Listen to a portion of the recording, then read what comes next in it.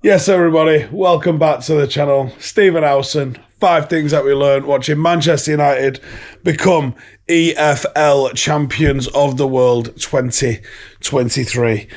There's so much more than 5 things that I think are worth discussing, but I'm going to kick it off with just the 5 things. I'm just going to turn the TV down there and make sure it's not picking up any of the audio. But let's start with Casemiro. Before the game, we was talking about the possibility Casemiro was probably going to be the key player for United. I think that was evident. I think he got man of the match. Absolutely immense again. Brilliant header. I'm not even sure how he got his head on that, to be honest with you. The character, the desire, the leadership, the calmness. He's just a player that makes you a better team because he's just a fucking intelligent footballer, man. That's the top and bottom of it. He is a seriously intelligent footballer. He knows the game. He reads the game, and he's able to make things happen within the game. You know, it's just the decision-making of him is flawless. It's absolutely flawless.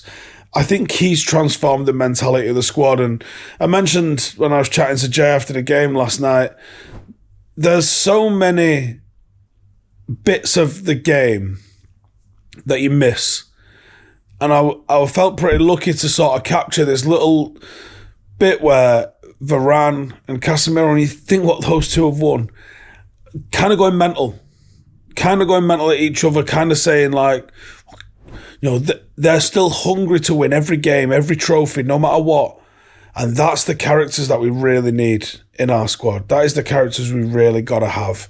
And we're lucky to have them. They're absolutely mega. They're just mega. Number 2, gritty.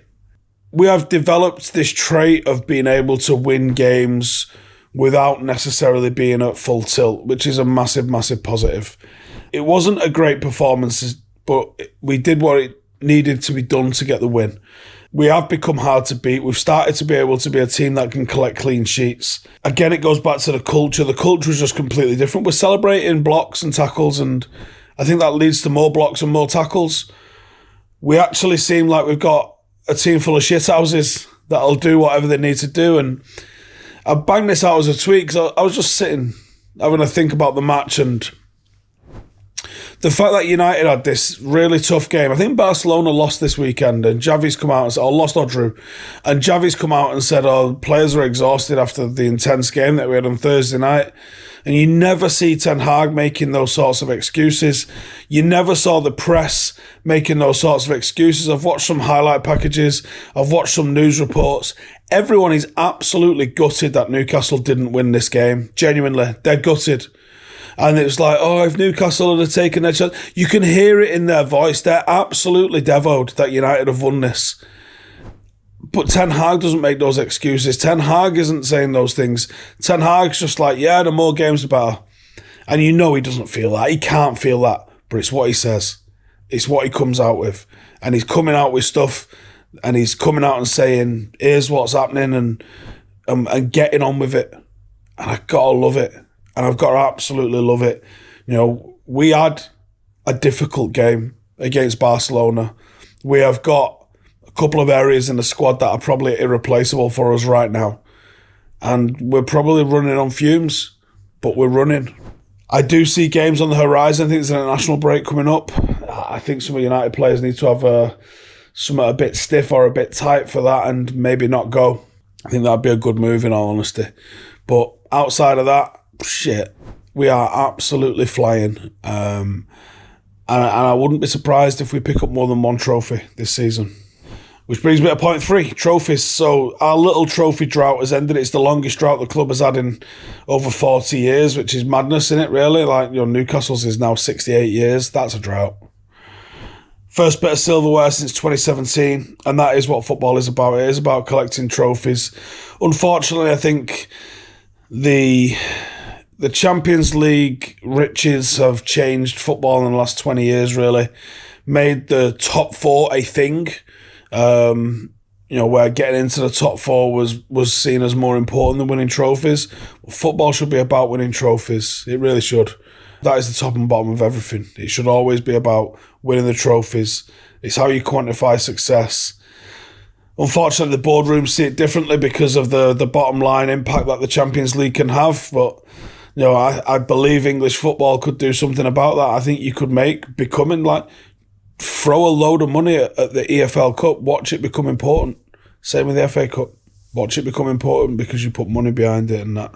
You know, United should be challenging for the league and we should be winning trophies, and I think we're probably doing better in the league than we expected to be, and we should have been challenging for trophies. We've got that one now.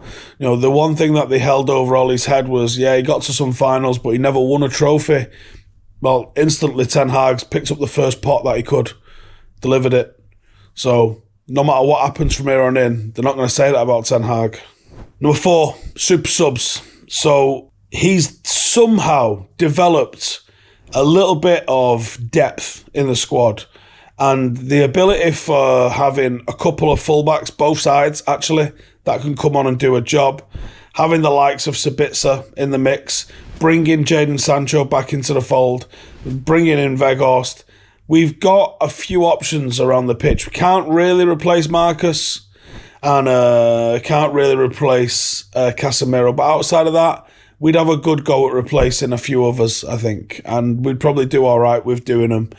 Wan-Bissaka at half-time basically meant St. Maxim has just thrown the towel in. It was their biggest outlet and their biggest threat in the first half. Half-time onwards, we shut him down. He didn't do jack shit after that.